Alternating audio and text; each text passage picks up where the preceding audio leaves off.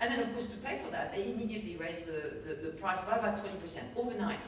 And in fact, they did that before they even refurbished some of the villages. And just to give you an idea of what a 20% increase in the price would do, it meant that a family of 4 going for 2 weeks holiday at Club Med could expect to spend the price of an extra car, just like that, for 2 weeks, in order to go to a village. And some of those villages would have been refurbished, and others would not. Okay, so this was a very, very macho approach, if you like, to repositioning the brand. And this is what the Club Med looked after the transformation.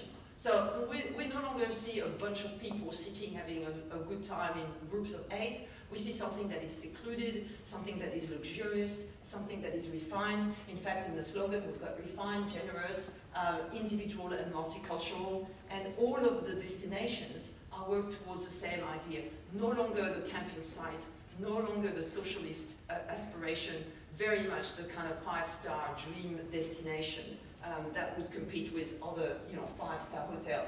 The rooms have become a focus. In the earlier Club Med, the room was a place where you slept. You would not advertise what the room was like because people were never in the room. They were by the swimming pool, they were playing games, they were on the beach, they were doing something else. The fact that the rooms are actually shown in the new campaign really turns the whole experience into something else altogether. So when we started this study with a colleague in France, we decided that we really wanted to look and monitor the way consumers coped with this assault on what was their Club Med by a bunch of people who came from Unilever and told them what the Club Med was going to be from now on, because this was very much a unilateral decision. So we decided to undertake a very much qualitative inquiry, because this is not the sort of thing where you can kind of really ask questions. Asking questions would actually put the answer in the mouth of people. So we started by compiling a historical account of how the brand was created, how it happened in its early days, the locations, the document, the catalogs that used to be used. Then we went into semi-structured interviews, and we had interviews with people from management in the headquarters in Paris, and then we had people in the management of some villages, one village in Tunisia and one village in France, one of the older villages.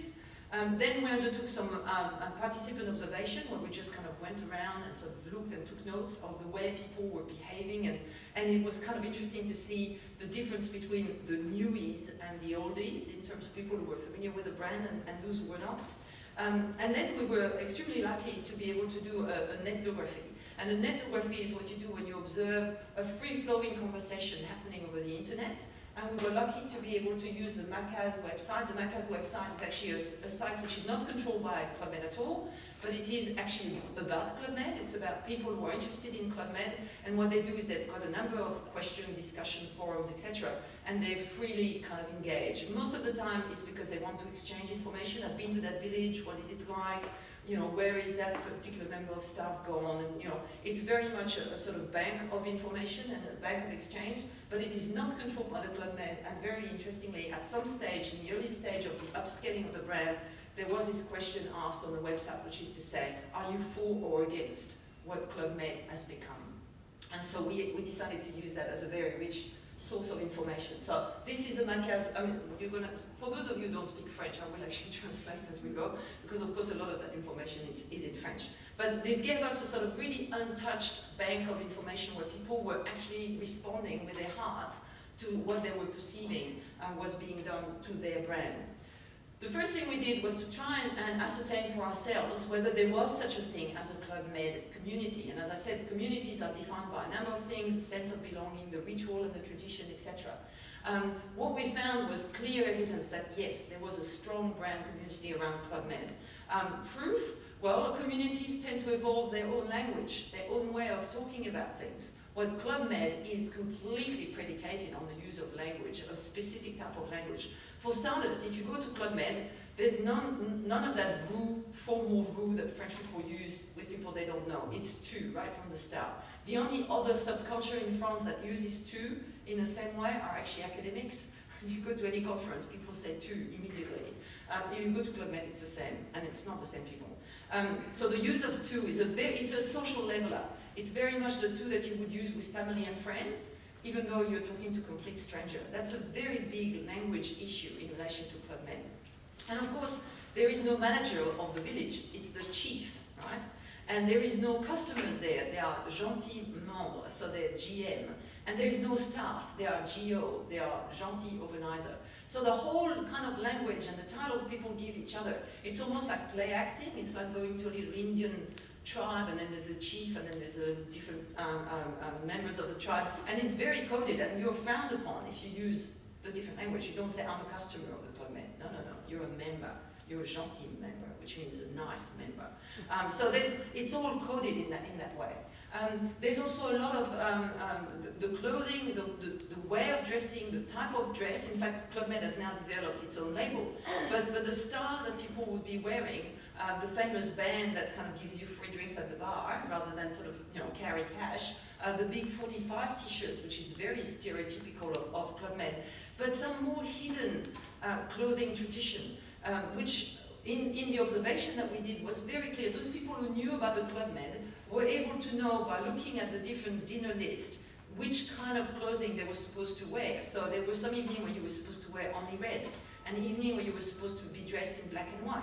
Now, if you knew Club Med, you would have those things in your suitcase. If you didn't know about Club Med, well, you didn't. So you were the deal that showed at dinner in green suit when everybody else was wearing red. So there was this kind of strong sense that if you knew the Club Med, you knew how to get dressed because there were sufficient hints and cues for you to do it. But if you didn't know Club Med, then you would know very quickly that you were sort of amongst the tribe of people who didn't know you. And then all kinds of special routine activities. So the quizzes that people undertake by the swimming pool, the crazy sign, which are just kind of strange semi-disco routines that people spontaneously break in as soon as the music starts. And of course, I mean, I've never been to Club Med before I put this observation, and I must tell you, the first 2 or 3 days was very odd. You kind of, you start looking for what substance have these people taken before they started behaving, and it is not. And in fact, after a while, you kind of join in the fun because it's very much a kind of a very tribal thing, which is why people return to the Club Med, because they have such a fantastic feeling of not being inhibited by any of the normal social norms, but by coming into a different world with completely different social norms. And of course, no TV in the evening. If you're a strong believer in Club Med, you don't go back into your room in the evening. The staff are going to go on stage and put on a show. And they're not professional, but they're funny. So you go, and you go and see the staff. The same staff who were sort of serving you drink before, telling you how to snorkel, are going to be doing some kind of gyrating routine on stage, and you're going to enjoy it. So there is this kind of whole ritual and tradition that actually comes with the notion of the Club Med. And then on the site, of course, we could see some stronger evidence still of a community by the fact that people were very much compelled to participate, so that if you went, for instance, to look for information about the next village where you might go, then you wouldn't dream of coming back from your holiday and not getting back on the site and tell people what it was like. So the information is it's a to and fro. You just have to put as much back as you took in. And there's a strong sense of obligation and of truthfulness. So you'd come back from a village and you'd say the good bits and you'd say the bad bits because you want people to know what to expect when they go. And it's actually funny because we saw evidence on the internet that some people would actually choose their next holiday destination not because of the location, not because of the level of comfort, but because of the staff that moved there. So they'd been to a village in Tunisia where Johnny was the chief, and now Johnny is in Mexico. Oh, well, I'll go to Mexico next because I want to go to a village that Johnny is a chief of. Kind of very odd and certainly not rational behavior by any measure whatsoever. Anyway, so in terms of the finding of the ethnography, and we had over 256 pages of free-flowing conversation over about 2 years with 350 people who were just wanting to participate in that dialogue of whether they thought it was a good idea or not to upscale the Club Med. And really what we could do in the analysis was actually contrast and compare. The first thing that we found is that there was a very clear difference between those people who went to Club Med for some functional benefits. They went there because of some specific things they liked about the type of holiday. People had teenage kids, for instance, and really liked the fact that their teenage kids could have a sort of controlled social life that was different from theirs, and that was kind of nice for them to be able to do that. But there were other people who just went back because the heart was taking them back there. There was an affiliation, a longing to be there that was really quite separate from any functional issue. And I'll give you some example of comments in a minute. And then a very strong separation amongst the group between those people who very much related to the collective value, to this initial, almost socialist view of being with other people on holiday, versus people who actually took a much more individualistic view of their holiday. So a very strong dichotomy between the people who like to belong and be with others and people who actually go there for their own relaxation and their own well-being. And the result of that was actually that we saw a very contrasted response in the consumer base.